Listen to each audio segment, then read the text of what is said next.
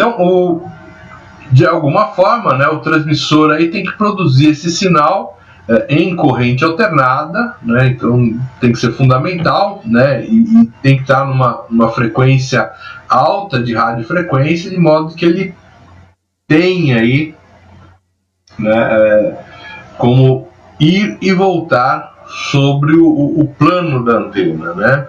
Então, ao circular aí nessa transmissão na antena, essa corrente RF vai produzir então essa onda eletromagnética aí ao redor dessa antena, e ela acaba se irradiando aí pelo ar, né?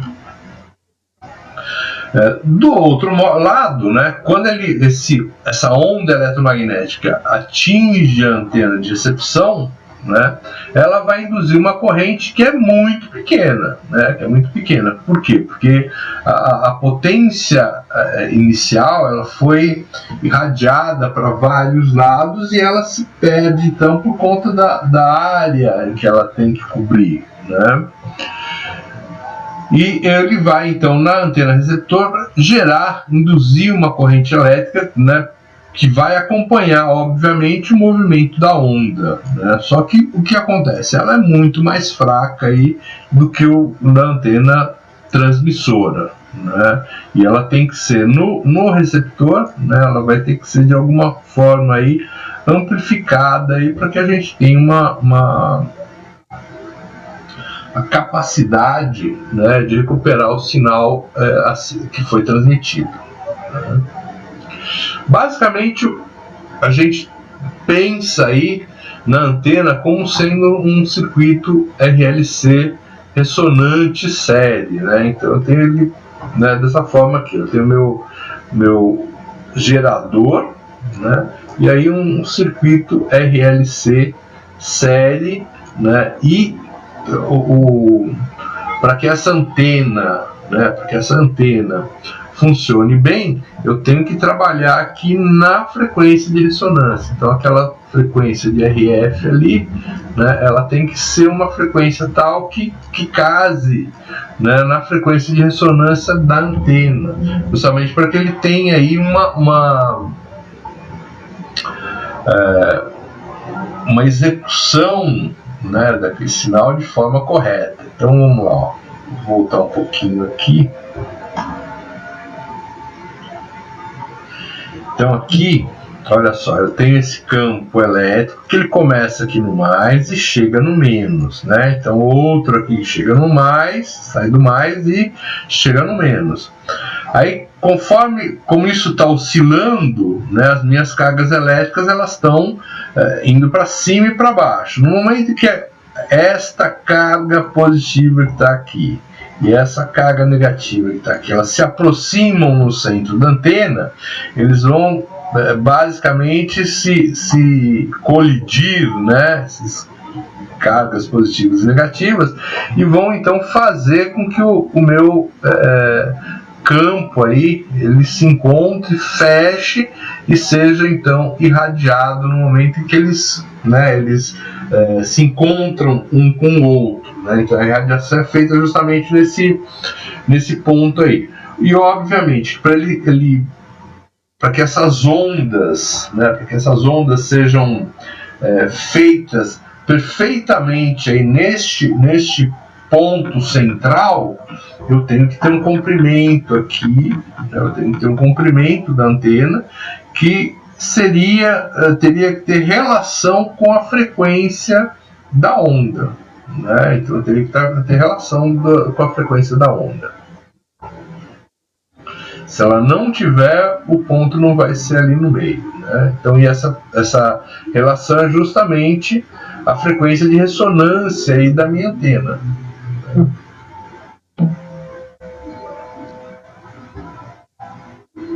Então, nessa faixa de operação da antena, ou na faixa de largura de banda, né, então é próximo a essa frequência de ressonância, né, e aí que ela, né, na frequência de ressonância, é como se a parte indutiva da antena e a parte capacitiva da antena elas praticamente se anulam, né, uma com a outra, e eu fico só com o comportamento resistivo dessa antena. né? Então, basicamente é isso que a gente procura, né?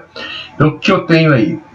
Justamente na frequência de ressonância é onde há o cancelamento da parte indutiva com a parte capacitiva. Então, o comportamento aqui é puramente resistivo, bem na frequência de ressonância.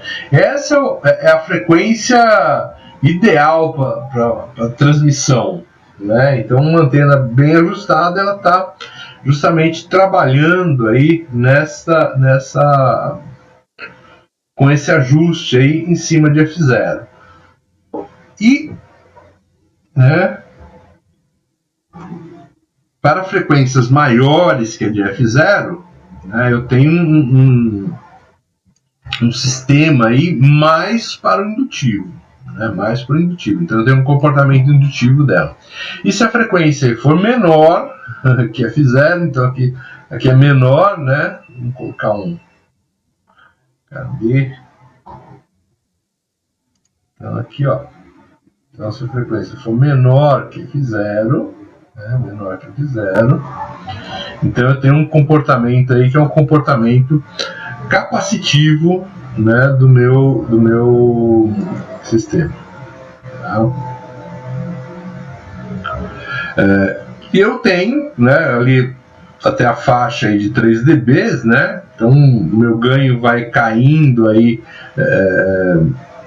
e quando ele chega na faixa de 3 dB, eu tenho aí, né, entre o 3 dB de frequência inferior e o 3 dB de frequência superior, eu tenho o que a gente chama de banda passante, né? Ou seja, ainda é aceitável uma transmissão nessa faixa de frequência aí, né, até um ganho de 3 dB, até uma perda de 3 dB aí, tá bom? Ainda dá para trabalhar aí.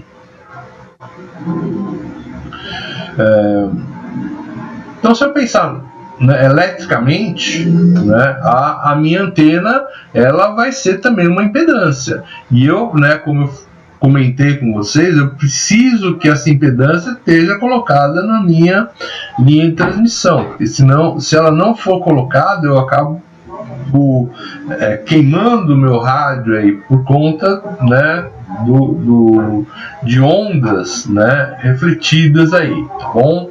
Então, né, eu vou pensar aí nessa antena como sendo um componente aí RLC, né, um resistor, um capacitor, um indutor, né, e essa impedância aí, né, ela vai ter que ser da mesma que a da linha de transmissão, né? Então essa impedância aí da antena tem que ser da mesma da linha de transmissão, né? Se eu não tiver isso, né, eu tenho então o que a gente chama de descasamento aí de impedância. Ela tem que estar casada, vocês têm que ter o mesmo valor para que haja a máxima transferência de potência aí da linha de transmissão para a antena, né? Se eu tiver um descasamento, o que acontece? Eu vou ter perda de energia. Por quê? Porque eu vou ter reflexão dessa energia, como se fosse uma onda mesmo que está voltando, né? Então essa onda refletida aí vai somar de alguma forma com a energia incidente e vai gerar aí na linha de transmissão uma que a gente chama de onda estacionária aí, que vai prejudicar para a gente a comunicação, né? Então se eu tiver aqui embaixo, ó, né, então eu tenho lá o meu transmissor, ele tem uma determinada impedância aqui do transmissor. Aí eu tenho a minha linha de transmissão, que também tem uma determinada impedância Z. E aqui eu tenho o meu receptor aqui com uma determinada impedância. Então, ó, no exemplo aqui, o meu cabo é de 50 ohms, né? Minha carga também é de 50 ohms, ou seja, minha antena é de 50 ohms. E eu tenho, então, a minha energia aí transferida em 100%. Então, não tenho um retorno da onda. Então, o que acontece aí, ó? Você vê que o meu voltímetro aqui, ó, durante toda a linha de transmissão, ela marca sempre o mesmo valor, né? E eu tenho, então, minha tensão média, minha tensão eficaz aí, ao longo de toda a linha de transmissão, ela é constante, né? Por quê? Porque toda a energia aqui acabou sendo irradiada, né? No caso, nesse exemplo aqui à direita, né, eu tenho aqui um cabo de 150 e uma carga, perdão, eu tenho um cabo de 50 e uma carga aqui de 150. Então minha carga aqui não está batendo. O que vai acontecer então? Eu tenho uma onda que vai ser transferida, que ele está falando que vai ser de 75%, e uma onda que vai voltar, né, que vai ser de volta, vai ser refletida. Então isso vai fazer o quê? Vai somar a onda que está indo com a onda que está retornando, e você vai observar o que, ó? Em cada ponto da minha linha de transmissão eu tenho uma determinada tensão aí, né? Eu tenho uma determinada tensão que é justamente a composição, né, entre a onda que está sendo transferida com a onda que está sendo refletida, né? Então isso é muito prejudicial aí, e o transmissor tem que acabar, né, como ele vai receber uma tensão de retorno, ele tem que acabar conseguir aí pegar essa potência aí e aguentar o tranco com ela, e não pode, né, não pode se ela não conseguir com essa potência aí, ele pode queimar. O exemplo que eu dei lá na aula passada é que ele tirava a antena, então você tirava aqui era totalmente descasado o meu sinal, e aí consequentemente o transistor aqui do meu transmissor, o transistor final, eles queimavam, né? Tudo bem? Questões? Dúvidas?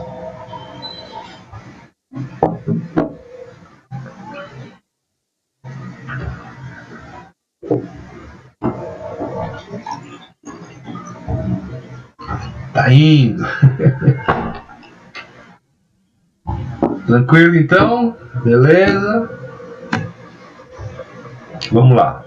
Então basicamente é isso, né? Tem o transmissor, a linha de transmissão e aquela antena, né, que tem uma impedância característica aí, né? Né, aqui um exemplo aqui, né, onde a gente tem aí, por exemplo, uma fonte, né, que seria o meu transmissor, ele está transmitindo aí em 1 MHz, né, em 1 MHz. A minha impedância aqui da fonte, né, a impedância dele é de 75 ohms, né, e eu tenho cabo, né, o ideal é que esse cabo seja também de 75 ohms, né. Então os cabos padrão que vocês viram lá, a gente tem lá cabos de 50 ohms, de 75 ohms, 300 ohms, são todos cabos, né, padronizados. Aí a gente precisa então fazer com que haja um casamento total de impedância aí, tá? Então aqui a gente tem dois exemplos aqui. Um exemplo de cima, o que acontece? Eu tenho uma linha aqui que ela está aberta, né? Então essa linha aqui está aberta. Então essa linha aberta, qual a característica dela? Que eu vou ter aqui no final da linha, como ela está em aberta, minha tensão aqui vai ser máxima, a corrente vai ser zero, a tensão vai ser máxima e a corrente vai ser zero, né? E consequentemente vai haver uma reflexão, né? E ele vai haver uma interação aí, né, entre a onda que está sendo transmitida com a onda que vai ser refletida, né? E ela vai depender justamente do que? Do comprimento de onda aqui. No caso, este efeito aqui, ó, entre um nulo e outro, né, entre um nulo e outro, é justamente meio comprimento de onda, né, meio comprimento de onda. Você vê isso melhor aqui no caso abaixo, né? Então eu tenho aí, né, pontos aí onde eu tenho uma tensão muito alta, né, e uma corrente muito baixa, né, e vice-versa, né? No caso de baixo aí, o que acontece? Eu coloquei em curto a minha saída, né? Então ela foi colocada em curto aí.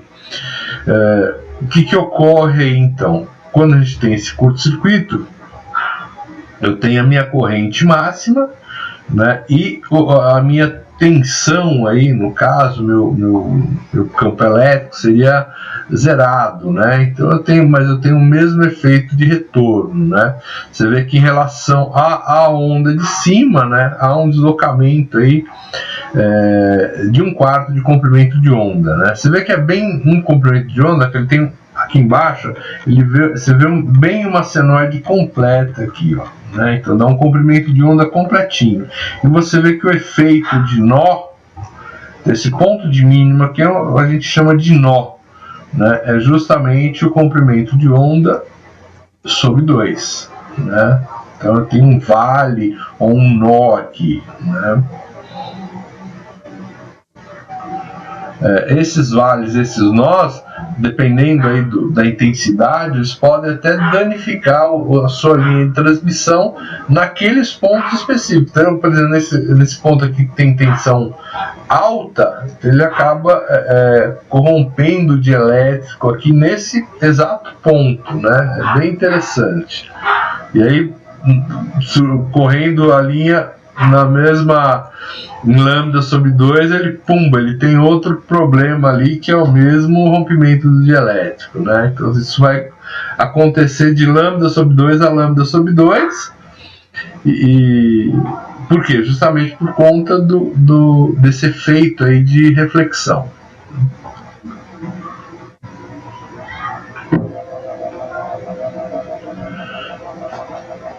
Então, a impedância da entrada aí vai depender de muito fator, né? Então, característica construtiva, a forma da alimentação, né? Em geral, a gente, né, procura aí que a antena tenha aí uma impedância, né, o mais próximo possível da minha linha de transmissão. Esse é o ideal aí, né, que eles sejam próximos, de forma que a gente minimize aí essa perda por reflexão, né?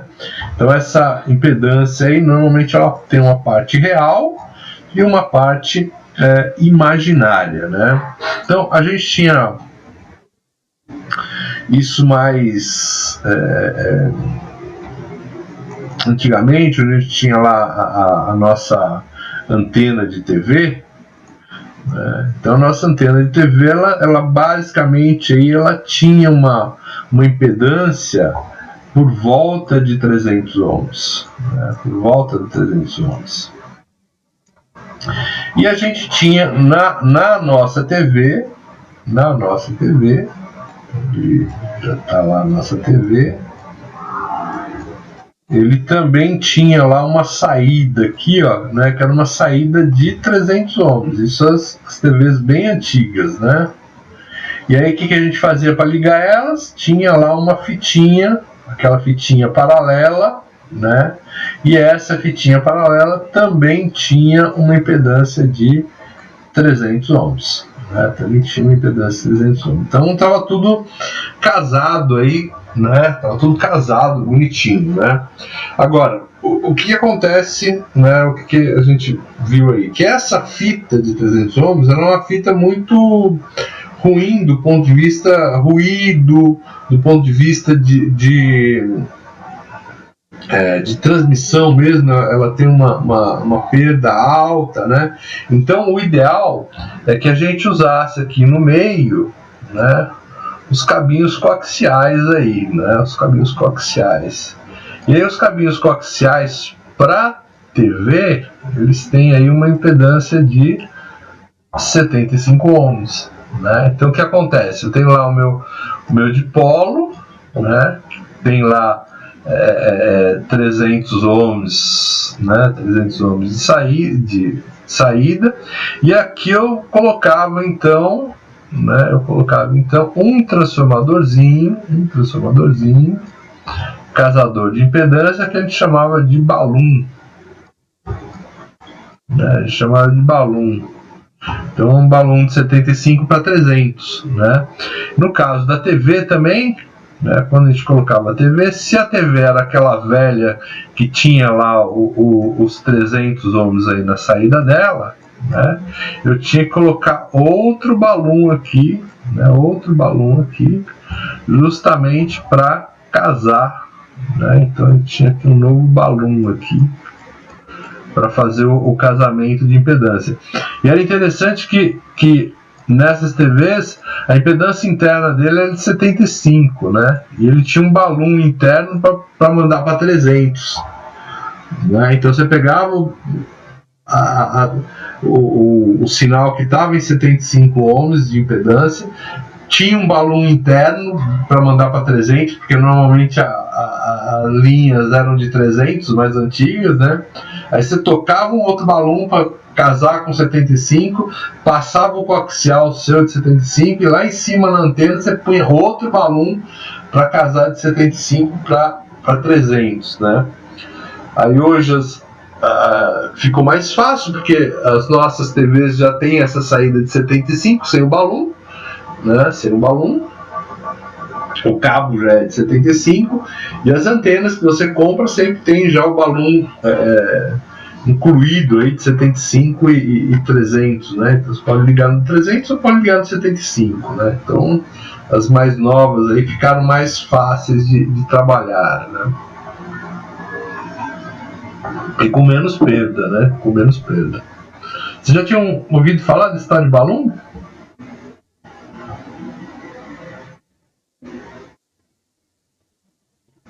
Eu lembro do cachimbo.